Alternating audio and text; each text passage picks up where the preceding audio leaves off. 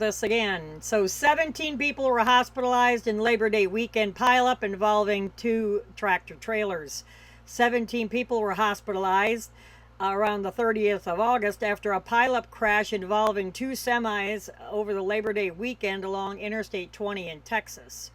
The accident happened Saturday afternoon on westbound Interstate 20 near Lindale, Texas.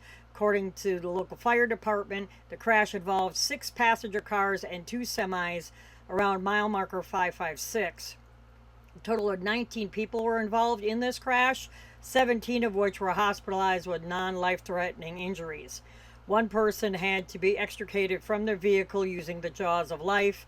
Hazmat crews worked to clean up the significant diesel and oil spill from the roadway, closing I 20 for an extended period of time over that Labor Day weekend, which I'm sure for weekend travelers was a pain in the butt. The cause of the crash has not been released. Some footage of the crash can be seen, you know, viewing this article.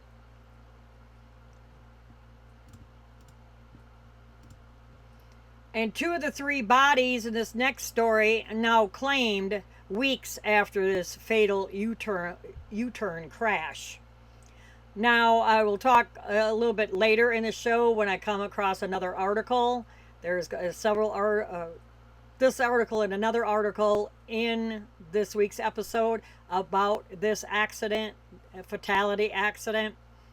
And two of the three bodies in the now infamous fatal U-turn crash have been claimed weeks after the initial accident.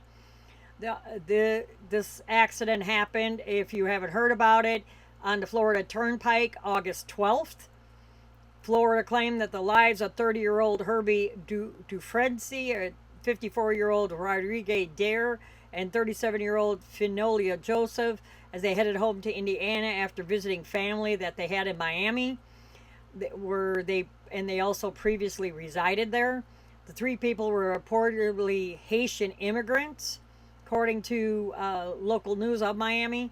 The truck driver in the incident, a 28-year-old Harinder Singh, is facing felony charges after attempting an illegal U-turn in an area meant for official vehicles use only, which you can't. It's just the cut through on the Florida Turnpike in between the 4 lanes, two going north, two going south. It's not wide enough for a semi to turn around. The trailer's gonna be hanging over, and the truck's gonna be hanging over the southbound lanes, and the trailer's gonna be hanging over the northbound lanes. Well, like I said, if you haven't heard about this accident, this van carrying these 4 people or 3 people, was going at a high rate of speed, and they slammed into the side of the trailer and damn near took the whole top of the van off and killed the 3 people inside. Supporters of this gentleman say that the Organization for Justice have rallied to seek a fair trial for the truck driver, who they say have been portrayed in an unfair manner. He's an illegal immigrant working here, and he didn't show any emotion, which I'm sorry, they don't. Their laws aren't the same as ours. I'm not sure exactly where he's from. Don't really care. But anyway, I don't want to go off on a tangent because I can, and we have lots of news to cover. The bodies of the 3 victims went unclaimed until the end of August.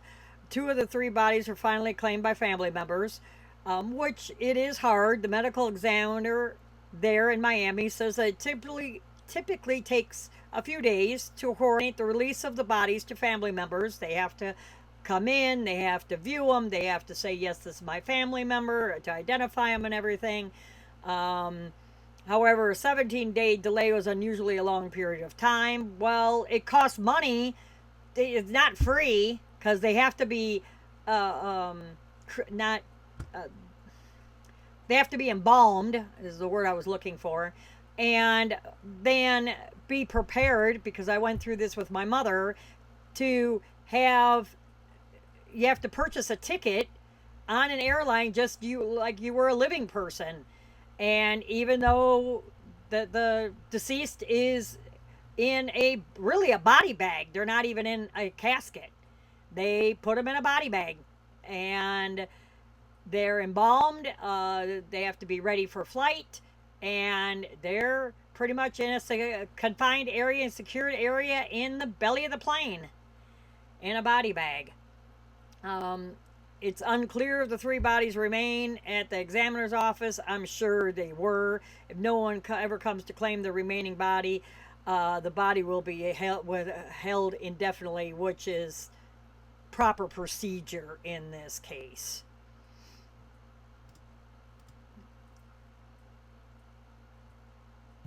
Two men were arrested after unhooking a trailer from a parked semi truck in this next story and hauling it away in front of a Florida state trooper. Two men were arrested after unhooking a loaded trailer from a parked semi truck and hauling it away in front of a Florida state trooper. You got guts, guys. The theft occurred, of course, in Miami, and the two men were being held at the Turner Gulfville Night Correctional Center as of the September 2nd. According to the local news, a report states that an undercover Florida Highway Patrol trooper was following a semi-truck that had previously been identified as being utilized in the commission of thefts involving semi-trucks and cargo-laden trailers throughout the state. In other words, a trailer that's been loaded with product, okay? Where he saw it stop at a certain area in Hollywood, Florida. He then witnessed the driver, Turul, and I don't know which guy is who here, pull up next to the semi-truck parked on the side of the road and climb into the cab. He then unhooked the rig's trailer, drove the parked tractor, that was under the trailer. He drove that about a block away. Then he came around with his own rig, grabbed the trailer, and then he hauled butt with it. The trooper then followed behind Turul and noticed another vehicle following along as well. That person was identified as 50-year-old Angel Rosart Peraza. So I believe that's the gentleman that you see here on the right, and the gentleman that you see on the left is the kid that did the work with the semi-truck. The trooper followed the pair to near the Miami airport. I'm not going to give all the streets and everything. Where he witnessed the young man get out and conduct a visual inspection of the stolen semi-trailer, appearing to search for concealed GPS tracking devices. With the help of this Peraza, the guy on the right, they were both wearing gloves during the inspection. The officer then took both men into custody, without incident. The trailer was loaded with approximately $100,000 worth of chicken at the time of the incident. Both men are being held on $15,000 bond on charges of grand theft cargo, grand theft of a vehicle. The young man on the left, reportedly has 2 out-of-county warrants from the U.S. Marshal Service unrelated to the crime in Miami.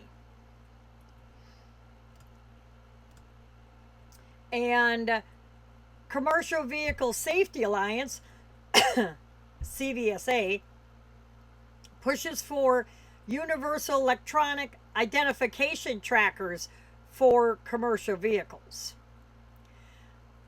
CVSA recently asked federal transportation officials for universal electronic vehicle identifiers to aid in the commercial vehicle inspection process.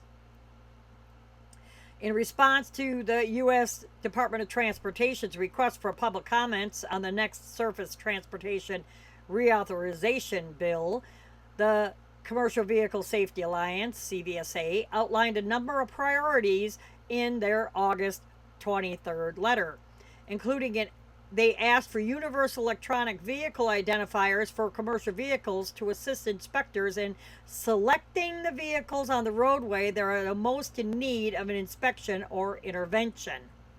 Tracking. They pretty much are, will have tracking. The CVSA argues that electronic vehicle identifiers would help officers to more efficiently screen commercial vehicles in their area for inspection and intervention. The agency also suggested that electronic trackers could be used for enforcement and identifying motor vehicle carrier or motor carrier fraud and US DOT number theft. That's happening a lot where people are going on a line saying their subsidiary or whatever to the carrier that's already listed on the in with the USDOT, and then going ahead and using their authority or numbers. Um, Trucking groups like OOIDA, Owner Operator Independent Drivers Association, have opposed trackers for trucks for privacy reasons, but the Safety Alliance argues that there are no credible privacy concerns, which there is not. We don't have any privacy in the Bill of Rights, and if you think so, that's misinformation. Um, Concerns with implementation of universal electronic vehicle identifier because sensitive information such as driver information and data would not be transmitted. There's no guarantee of that. Quote, with the size of this commercial motor vehicle industry, it is not possible for the roughly 13,000 inspectors across North America to inspect every vehicle, driver, and carrier operating on our roadways on a regular basis.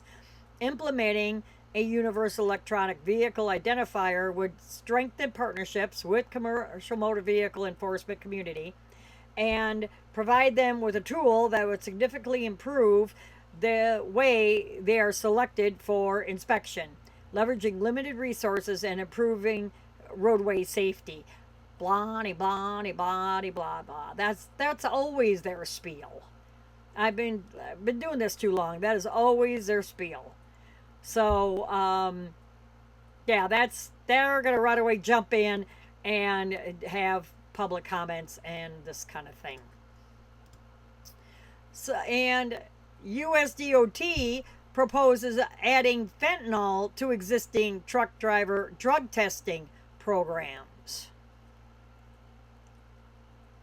The U.S. Department of Transportation is considering adding more illegal substances to the agency's drug testing panels for safety sensitive transportation industry employees, including truck drivers.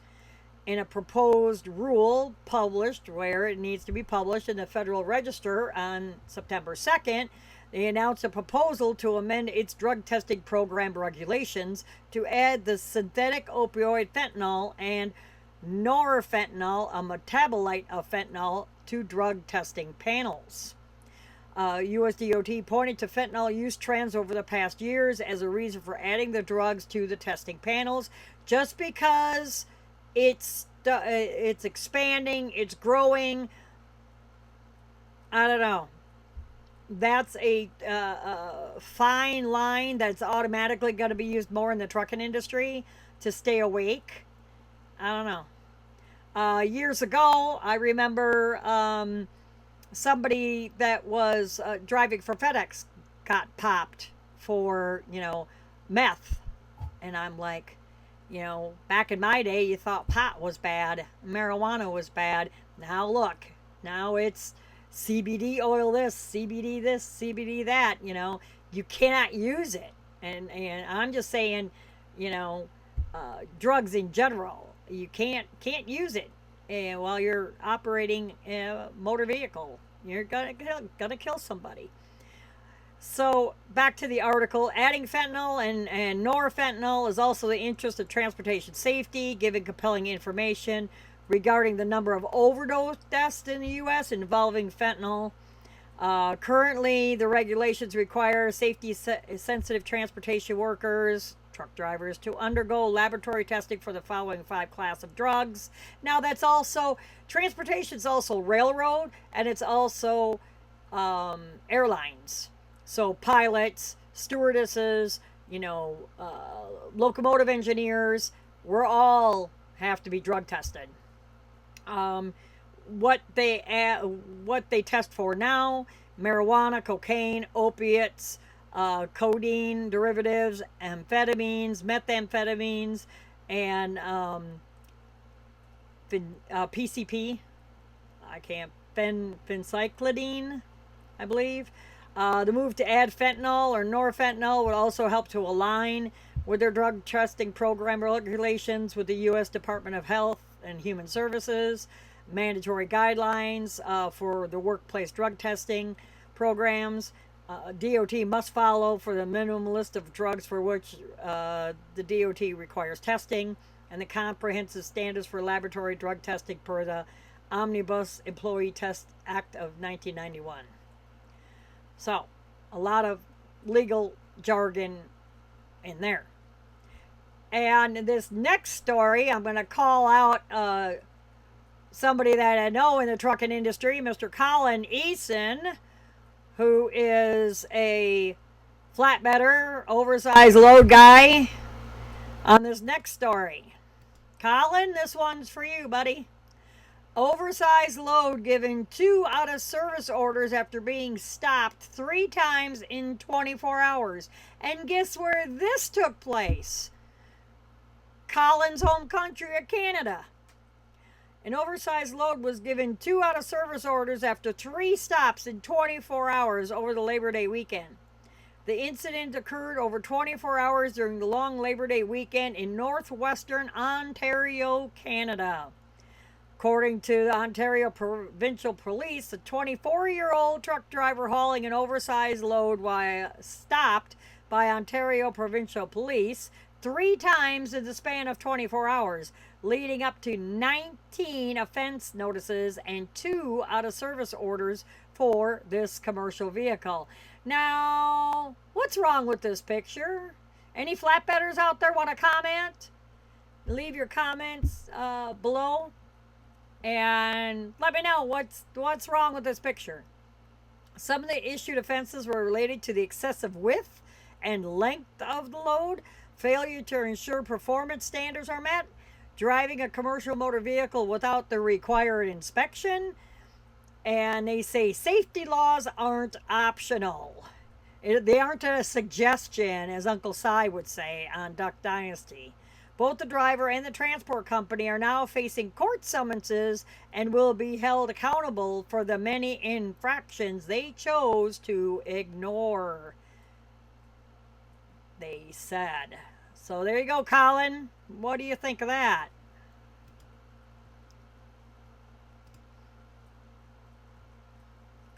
And a Senate bill threatens to withhold federal funding from states that fail to uphold the CDL residency requirements and English rules for truck drivers operating in this country. It's one thing to be a visitor, let me say this, of this country and not really know the language. But any place you go in the world, you're going to need to know the language. That's just a part of, you're going to come to this country, you're going to work in this country. Yes, you're going to go home. You're like, especially over the border into Mexico. But if you come over here to work and you have a visa, it's just common sense that you need to know some of the language, some of the language in order to get along in this country. It's just how it is. A U.S. Senator has introduced, back to the article, new legislation in response to a high-profile triple fatality crash, again, the one we're talking about in Florida. On September 3rd, this Ashley Moody of Florida announced that the introduction of the Safe Truckers Act of 2025 in an effort to protect drivers on the roadways, all drivers on the roadways, following that August 12th crash. The bill establishes the following 2 requirements. The first ensures that commercial driver's licenses are only awarded to U.S. citizens, legal permit residents, or holders of a valid work visa, not illegal citizens. But also, I'm going to be talking about a story where a Massachusetts State Patrol was bribed to pass people and given a CDL.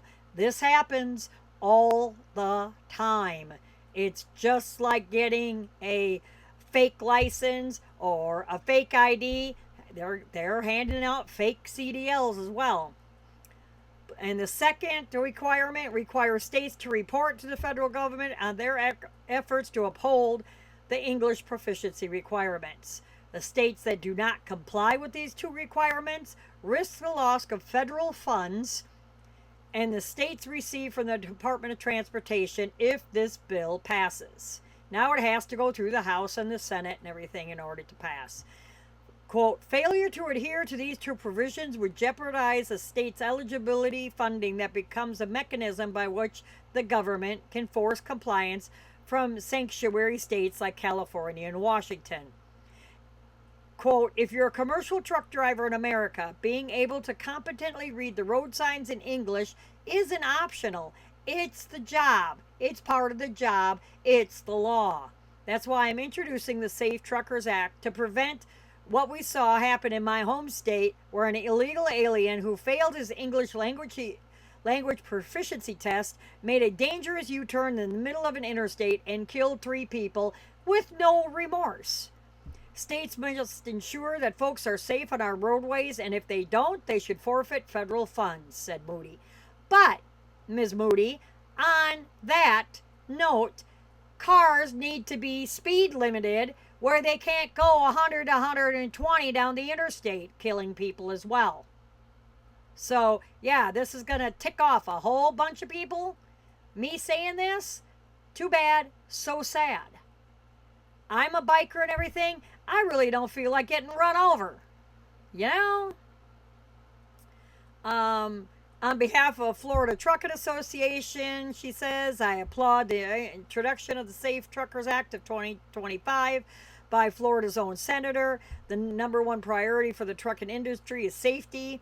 Senator Moody's proposal will close loopholes that have allowed unauthorized and unqualified drivers to operate heavy commercial vehicles and reinforce the integrity of our licensing system, improving security on our America's highways, said President and CEO of Florida Trucking Association. The U.S. On August 26, U.S.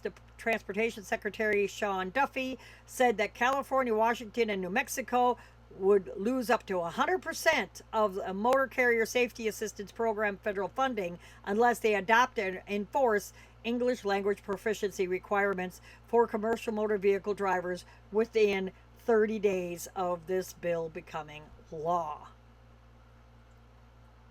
So, that was a lot.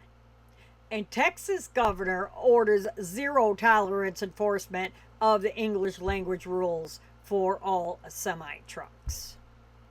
Texas Governor Greg Abbott issued an order requiring increased enforcement of the ELP rules, English language proficiency rules for all commercial drivers. On September 4th, he issued a new directive to the Texas Department of Public Safety requiring troopers to strictly enforce the English language proficiency requirements of the FMCSA, Federal Motor Carrier Safety Administration regulations. This move comes in response to reports that Texas is not enforcing ELP regulations for intrastate drivers due to a loophole in the state's transportation code, which stated that the rules only apply to interstate. So, let me refresh your memory. What is intrastate? INTRA state. And what is interstate? Truck drivers. Intrastate is only within the state itself. They can only run around Texas. Interstate, INTER, they could cross state lines and they could go nationwide. At Abbott's direction, Texas Department of Public Safety, commercial vehicle enforcement troopers and inspectors will conduct English language proficiency reviews for all commercial license operators on Texas roadways. Abbott also announced that he has directed Texas DPS to cease issuing intrastate commercial driver's license for drivers that cannot speak English sufficiently to communicate with department personnel. In other words, me no habla no English doesn't work anymore. Can't have a translator anymore. Officials say that since June 25th, 2025, when ELP violations were returned to status as an out of service, Department of Public Safety and partner agencies have taken enforcement action against approximately 445 commercial vehicle drivers in Texas just for the English proficiency violations. Of those, about 28 held Texas licenses, while roughly 336 were licensed in Mexico, with the remainder licensed in other states or countries. Truckers play an instrumental role in Texas' robust economy in keeping our highways safe. Every commercial driver license operator on Texas roadways must be able to communicate clearly in English to ensure compliance with traffic laws, follow safety directions, and prevent accidents. Today, I'm directing Department of Public Safety in the state of Texas to enact zero tolerance enforcement of these federal safety regulations across the board. Whether drivers are operating across state lines or only within Texas, this approach will keep Texans safe while keeping our economy moving, so Greg Abbott said. And a log truck driver passed away after a second rig blows a tire and veers into him. I have circled where the log truck is. It's unfortunate that this person passed away. A log truck driver passed away after a second semi blew a truck tire, causing that rig to veer into him in Washington State on September 3rd. In Eastside, Washington, on Interstate 90 near exit 32. According to the local news of Seattle, the logging truck driver was heading west on I-90 when a second eastbound semi-truck blew a tire and veered into the logging truck. The force of the collision forced the logging truck into the grassy shoulder where it rolled over. Both truck drivers were transported to a nearby hospital with life-threatening injuries. The log truck driver, now identified as 36-year-old Dwayne Sukert, later passed away from his injuries. The truck driver that blew the tire had not been identified, but is expected to survive. Since the accident, Ellis Trucking, owner of the log truck, says that Sukert was one of their first employees and was integral to their business. Ellis Trucking has also stated that the wreck did not stem from any mechanical issues with their truck and that the load was secured and permitted properly. No further information was released on this horrific accident. And if you could see, he did flip over. There's the hood. There's the hood right there. And then that's the truck laying on its side. He hit him so hard that he went up the embankment and then he literally flipped it and parts went flying. And our condolences to Mr. Sukert's family.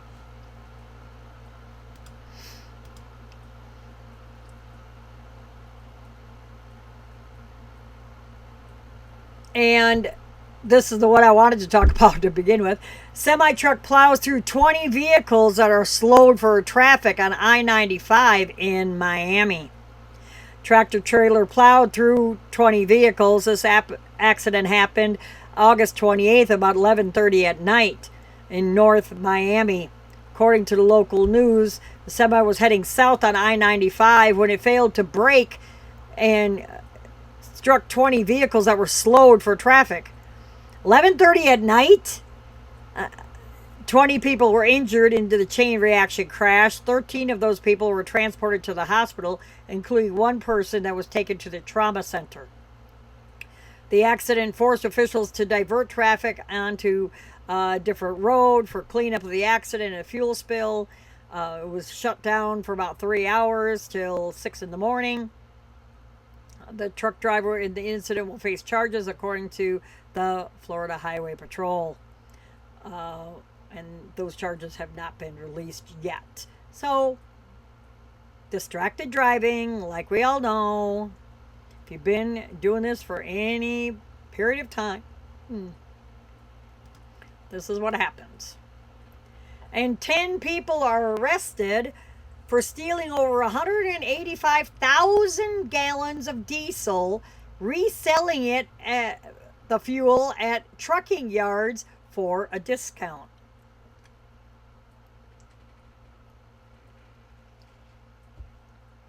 Yeah, I had.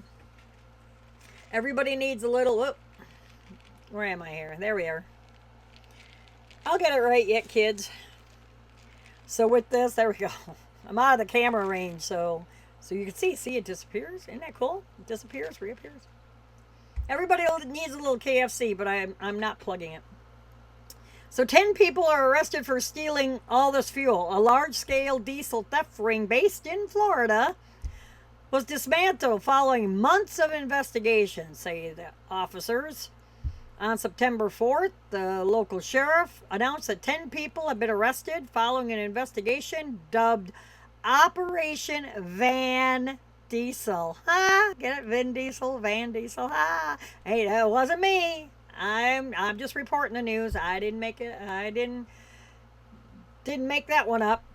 The investigation was launched back in March of 2025 after officials noticed a trend of fuel thefts in Hillsborough County, Florida. The investigation widened to include fuel thefts taking place in Orlando, Jacksonville, and multiple other jurisdictions in Florida. Quote, through investigative means, how else would they do it? Detectives learned the suspects used modified Dodge and Chrysler minivans equipped with 500-gallon tanks, pumps, hidden compartments, and cut-through floorboards to siphon diesel fuel directly from underground gas station tanks. In minutes, they could steal hundreds of gallons of diesel fuel.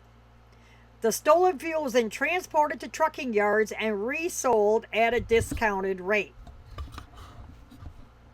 Imagine that.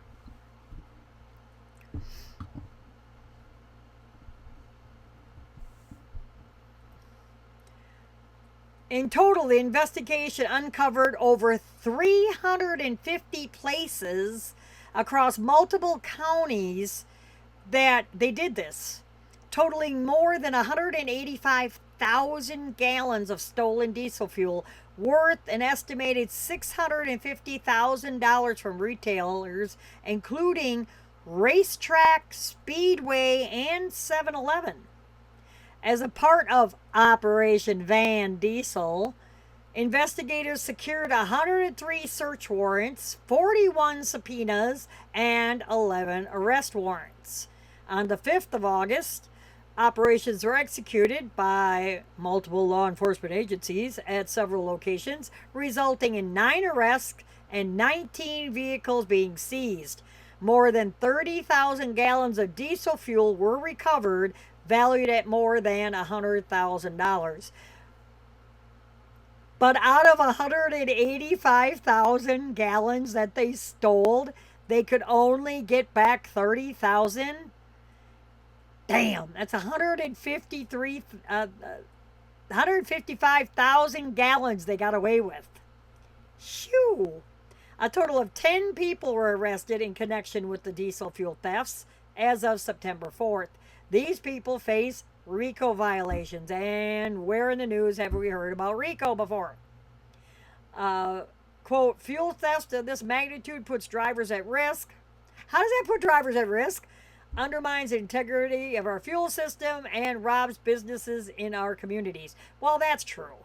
But how does it undermine the integrity of our fuel? You know, to those who think organized crime could go undetected, let this case be a reminder. We are watching, we are working together, and we will hold you accountable. Not my words, theirs. The investigation is ongoing, you know, blah, blah, blah, blah, blah. But anyway, yeah, you know, you can't even make a buck anymore, you know it? Trying to just make $1 to feed their kids and feed their family and put their kids through college, and look what happens. You know, joke. It's a joke. Trying to be funny. And that's an Arizona DOT guy crawling around on his back doing an inspection during the safety blitz that happened the 24th through the 29th or something like that of August. They found 2,229 violations during that week via truck inspections. So the total number of inspections that they conducted out, this is just Arizona. Total number of inspections, 627. So out of 627 trucks they checked, they got over 2,000 violations. Holy mackerel. Driver out of service, out of that 627, 151. Drivers placed out of service, 123. Vehicles out of service, 174. Vehicles placed out of service, 124. Has-been inspections were 56. Motor coach bus inspections were 22. Citations issued, 46. And DUI arrests in a commercial vehicle. Drunk driving in a commercial vehicle, 1. You idiot, you just gotta drive while you're drinking. Or you had some the night before and you're still intoxicated, or you had some in your truck or whatever. Because when they search, they just don't search the outside.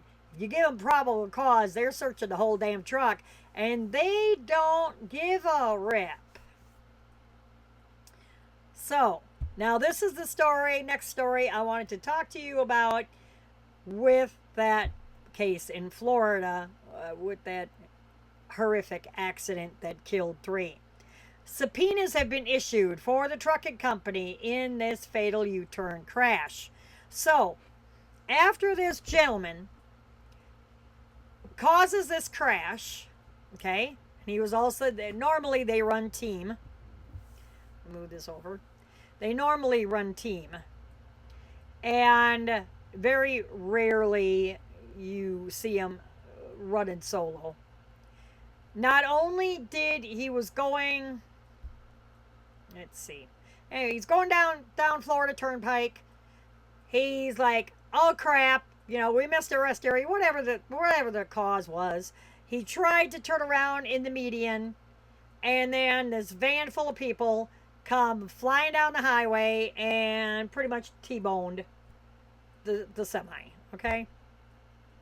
Well, after that, he went ahead, and this is what he did, okay? That's what happened, people.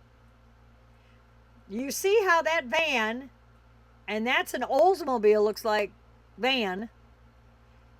That whole front end of that van is right, that's a refrigerated trailer. That's a fuel tank right there where they hit.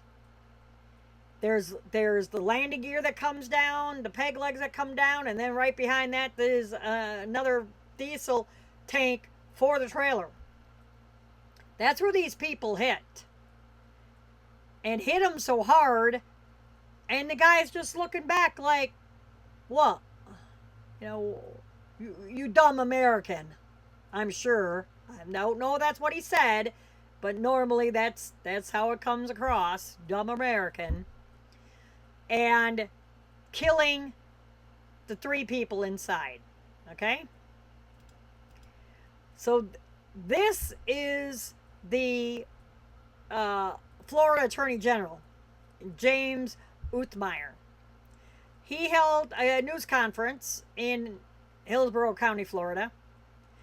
And according to the local news, the White Hawk Carriers out of Ceres, California, before I say that, and after this accident happened, this driver parks the truck, hops a plane, and flies back to California.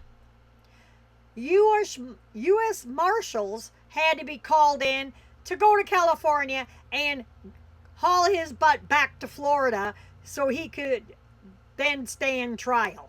He had to get extradited back to Florida so that he could stand trial because the chicken shit hauled ass to Florida because he knew dang well, good and well, he may not be able to speak English and he may be illegal, but he knew damn good and well what the hell he did. He knew damn good and well. He was standing outside of his truck. He knew damn good and well what the hell he did. Killing 3 people. And he's chicken shit and just stand up for the charges after what a stupid maneuver that he did, and went back to, frickin' flew back to California. What are you going to do? Go back to your home country so you wouldn't get prosecuted for this crap? You know? So, I'm glad they went after him. I'm glad they frickin' caught him. But anyway. According to the local news outlet, this White Hawk Carriers who employed this guy, Suarez, California, documentation issued will compel the company to share business records, communications, and certifications related to the licensing and employment of this guy. They're subpoenaing, documents is what they're doing. They gave him a subpoena and documents. This Attorney General said in Florida, quote, "We don't just talk the talk. We are going to use every legal tool at our disposal to fight back and protect our citizens." He should have never have received that CDL license in the first place. Not only was he illegally here in the country, but he also did not have the competency, the skill set to even operate that semi. There's no way he went through proper training in order to even get the license, this guy said. The Attorney General said. Accountability is coming for these sanctuary policies, putting Floridians at risk, which is why I also issued a criminal subpoena to the employer of the illegal alien truck driver who killed 3 in St. Lucie County and sent a list of legal demands to Washington and California. There we go. So they're going after him. And, you've seen these sign spinners, right? On the street corners, for store closings, for Wendy's, all the fast food joints, okay? This sign spinner was standing on this street corner for Little Caesars.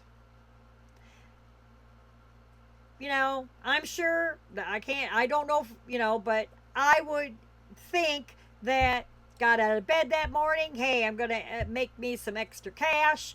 I'm going to go ahead and go to work for Little Caesars, and I'm going to stand out there, and spin my Little Caesar sign and get people come in, this kind of thing. He's dead. Semi-truck lands on top of him as he gets into a crash with a propane truck head on.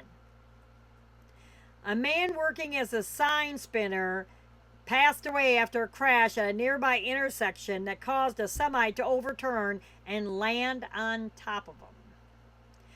Cannot make this stuff up.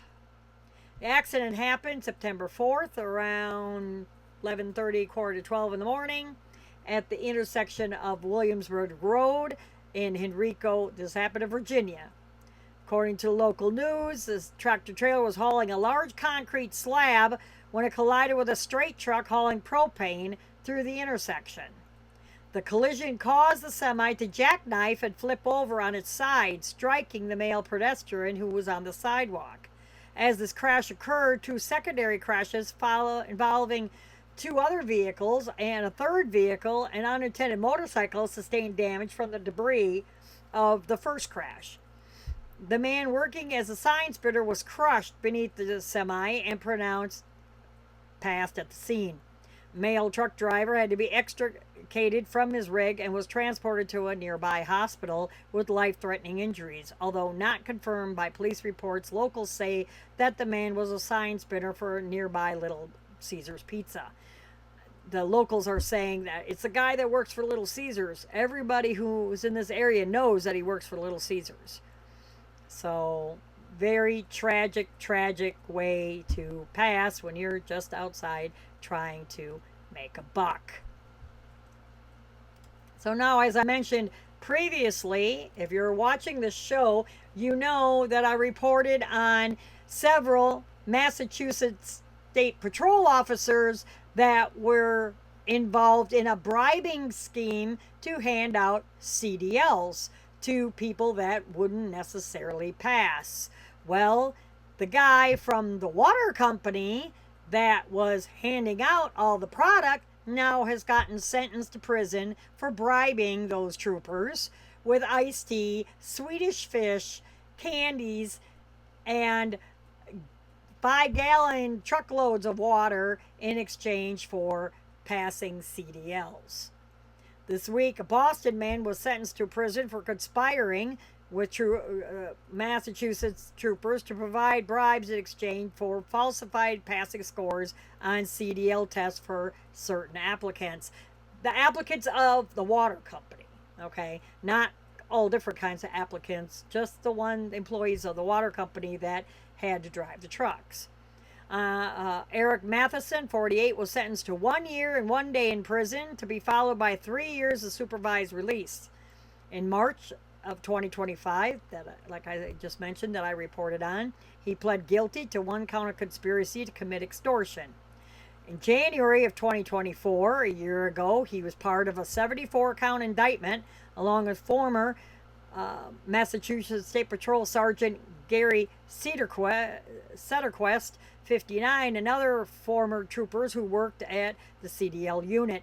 Matheson was accused of conspiring with Setterquest to obtain false passing scores for certain CDL applicants who had failed or had taken only partial CDL skills tests in exchange for bribes that included beverages and snacks items. And then it goes on to say pretty much what I summarized. Cedarquest gave false passing scores on CDL road skill tests to 40 applicants, authorities say. So that's a lot. That's 40 people that shouldn't be on the damn highway because they couldn't drive. They couldn't drive a semi, but yet, they have a CDL. This is what I'm talking about. This is what goes on. Don't think it doesn't, because it does. Well, it could be English speaking or non-English speaking. It doesn't matter. It happens. And California Highway Patrol puts a semi-truck out of service for what? So let me ask you, if you're watching this, what's wrong with this picture? And I should black out.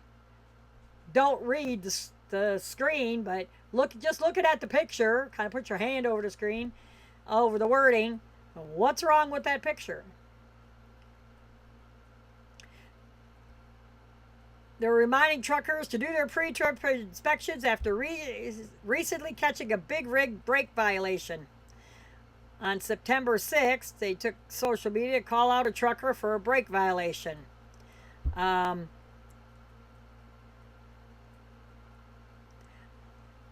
the Highway Patrol, they said, well, on patrol, one of our eagle-eyed officers played a little game of I Spy with my little eye. This keen-eyed officer spied what they believed to be a commercial vehicle brake violation. As luck would have it, they were right. This is an extremely dangerous violation. Appropriate enforcement action was taken and the vehicle was removed from the roadway. A big rig without all their brakes, which is not 18, there's only 10.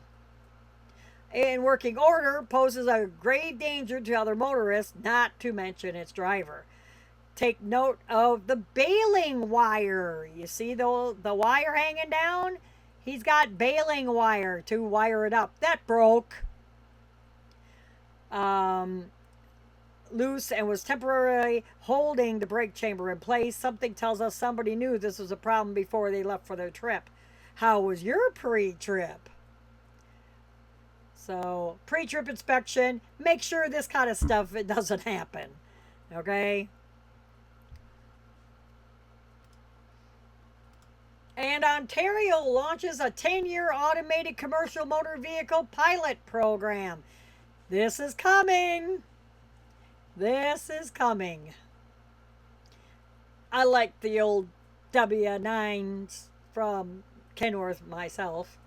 Ontario has launched an automated commercial motor vehicle pilot program set to run for the next 10 years. This program was launched in early September and is expected to run through August 1st of 2035. The program involves heavy-duty commercial vehicles outfitted with level 3, 4, or 5 automation, and will run throughout Ontario, Canada. Beware if you're going to Canada. According to an information page put out by Ontario government, the program is intended to evaluate the performance of these automated vehicles, determine how to improve overall road safety, and gain insight on the role automation will have in Ontario's trucking industry. Automated Commercial Motor Vehicle Pilot Program will use two testing sectors: driver supervised with automation and completely driverless, with an assistant supervising either remotely or from elsewhere in the truck cab. This is the kind of thing where in this country, our states are going against this and bucking this, that you need to have a driver in the truck, in the driver's seat, just in case something happens. Because remember the Uber driver that was driving and looking down at his phone or watching a movie that ran over a pedestrian because the car was a self-driving car but did not recognize a pedestrian on a bicycle. That happened ages ago, but it still happens. To participate in this program, carriers must meet at least one of the following safety stipulations: operated with a satisfactory unaudited safety rating for 2 years, partner with another carrier with 5 years of experience, plus the same satisfactory unaudited rating. Excuse me just a second. Operated with an excellent audited safety rating for 3 years or more, or operated with a satisfactory unaudited for at least 5 years. Carriers who meet these requirements and wish to participate in the pilot program must submit an application and obtain approval for Ontario's Ministry of Transportation, MTO. It's kind of like our US DOT. Carriers that are approved for the program will work with MTO to develop a testing plan. These carriers will be required to continuously meet stringent safety requirements related to overall safety. Yeah, right. And driver qualifications, insurance coverage, and other standards. So, and our last story for this episode is a passing oversized load knocks the wrecker into a tow truck driver who was assisting a motorist. Tow truck driver assisting a motorist was struck by his own wrecker after it was hit by a semi with an oversized load. This happened in Houston on September 8th on the East Loop. According to local news, the tow truck driver was pulled over on the side of the road assisting a motorist when a semi-truck hauling an oversized load passed it. As it drove past, the large load knocked into the parked tow truck, causing it to strike the tow truck driver. The driver was seriously injured in the accident. No other injuries were reported, and this incident was still under investigation at the time that they wrote this article. So if you please would like, follow, subscribe to the channel so you do not miss another episode or any episode of the podcast, I would greatly appreciate it. I want to thank you and welcome all new subscribers. Thank you so much.